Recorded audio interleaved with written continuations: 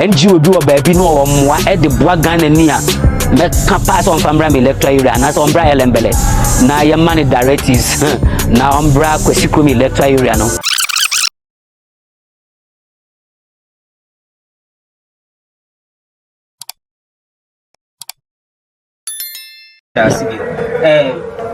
obi be business sense awaji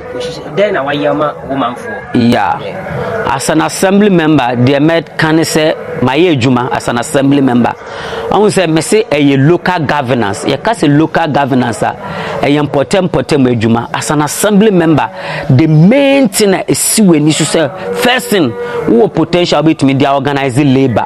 you can say labor and say we no nkrofo ni na be to me aba together na mu di bibi esim ani so me nua wo bai wo hwe ye kwan a me gidi say bia motorbike kra na de wo bae car kra no entumi empatru ha so wo ba wo be hu say ye labor nkakra kra wo kwan no so but kra say anase nkuro nkituam say wo gi sa information we anase wo ye say adwuma we edin fine as an assembly member etumi a lobby through the district assembly through Ghana Gas ama one of the schools we di Swazo etumi a lobby ama nyame adom yesi adru almost 90% though any central government no but a NGO and I say a institution what district ma was say benefit at least yenya about 4 rooms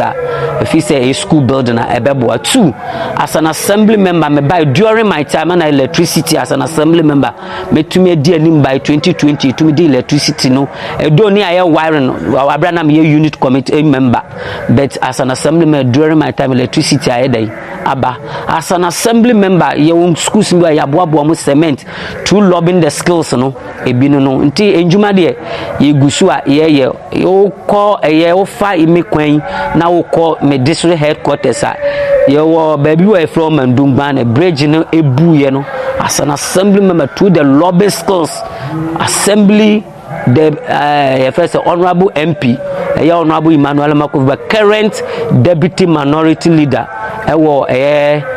first Parliament of Ghana the 8th Parliament no and also boy ama bridger locally yenya ye the manpower the excavators ne sa no many na by ni na the potentials any lobbying skills as an assembly member or true as an assembly member mitimi lobby because mpenifo say and I say Bruni say light is security the street light ne sa no many na to me lobby ama say bi aboafo so to me ye den e boy me diba do ye ntumi nye ni nyina the see ye ni so ye ntumi ye but ye out of 100 na wunya 50 at least say you have scored until ye rate so assembly member ye rate wo this assembly me gidi say ya boy ho mod na challenges na bebre ti de ni nyina ye ka ko wie say e wo sa ahemfo no any unit committee chairman no any oman ni ye nyina ye team up because I had no see and to me up now obi ko free presiding member wo de obeka na na bi ko fa ni phone free DC wo de obeka assembly member wo de obeka me ngindi say e be concrete into wo say nananom empanimfo there were challenges be assembly member metima say me na me serve the largest electoral area or the whole Elembele me na me serve the largest community because oko ekrom na menua no be serve only 2 e be serve 3 but 6 communities menua they are short kura na also the motorbike be travel akọ no it's almost 30 minutes e be kura for 1 hour and beyond nti henye easy ejuma no yaebi but na so an assembly member maebi yeah na bibi da so siwani so a wo pese oye yeah BBC mani so o hwe me electoral area your challenge kese pa ye road as an assembly member in 2020 May 2020 mene ma hemfo a wo me electoral area nyina no itu ho anamon the district chief executive for mo no so etie ama oyese the kwan no be ma contract GNPC itu ho anamon a menua Ghana ne de ye nneoma bi wa sometimes won't ase but as an assembly member many de akire pa abrani abrobia me call assembly meeting I write to the assembly me try say bibia betumi ayeden akonanim but as an assembly member no se wutu anamo bi na wa miawani na wa nkasama assembly member adwuma no deliberative work sometimes you have to go and deliberate. So when in yedia menua we share make us 52 assembly members which chambers no na say when in yedin now we need the lobby skills any debate the American say me man for the simeni so currently ehia me pa telecommunication no network no matu ho na mo as an assembly member am currently on my barber survey me area no ama it is alleged and as a men can say 100% confirmed there, but it is confirmed by the end of this 2023 year. Me sure me will GDA na mo baby ametu akodru no me manfo ne mpanimfo ne amanfo hwe me nyina no benya GDA say no mo mboa say sa network ne yebetumi anya mintumi enka kura metumi akase Kwasikrom the center of the this electoral area no benya 1 MTN and as any other network be I hope say yebetumi anya coverage no ana edusu azoso ebetumi anya want currently me yempa me kwan ene me network ho nsem eno na target a woman isu 2023 me tu ho na moba aban edi program bi aba ebua youth na wonya bi di ba area. Yes, menya bi di ba me area 2020 March 2020. The MP for Elembela, Honorable Emmanuel Kofibua, ya lobby through him now or yes our program no youth empowerment and Sanunjuma, the likes of Sopi, Sa Deto and those things ya the buy. I training nipa almost 100 plus ewo eduswazo. Ye training we yes I did the second batch ebe ba erekun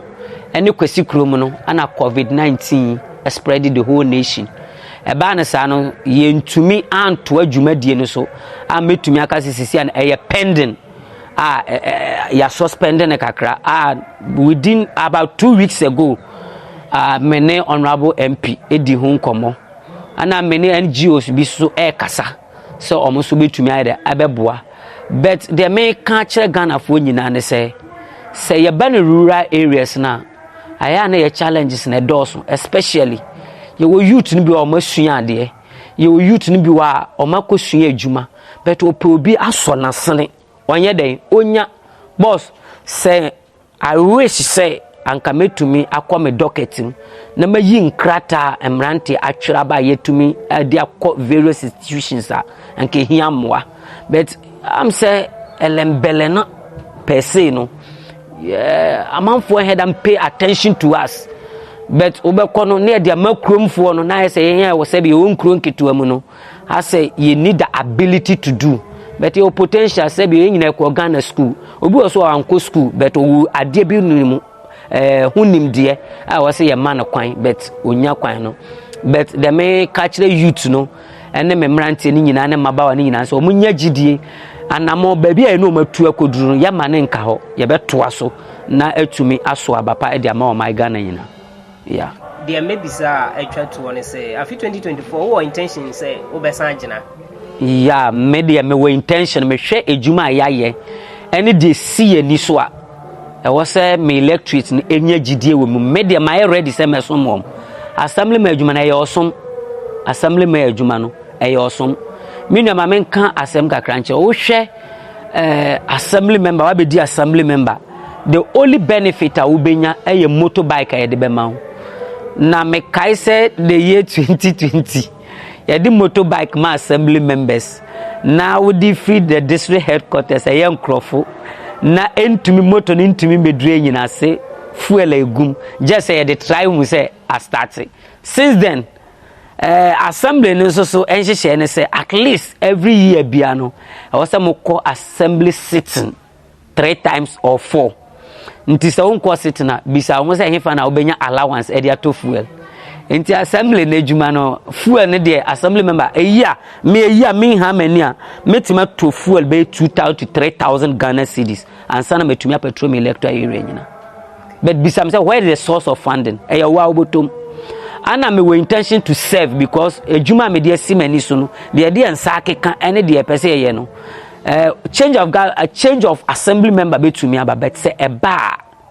nti say changes ne ba na mo se mo change assembly member sometimes you need the experienced one adwuma esi ani so no se be manya experience na me ka se ma serve the assembly no da as an unit committee member for 8 years and sana man for near GD say the mandate ne share me say metumi aye den aye ho adwuma ana ampa so ye baaye no ye disappoint am for ye adwuma because over rural areas no share electricity challenges ye electricity day in day out electricity assemblyman sometimes you have to use your pocket money now they are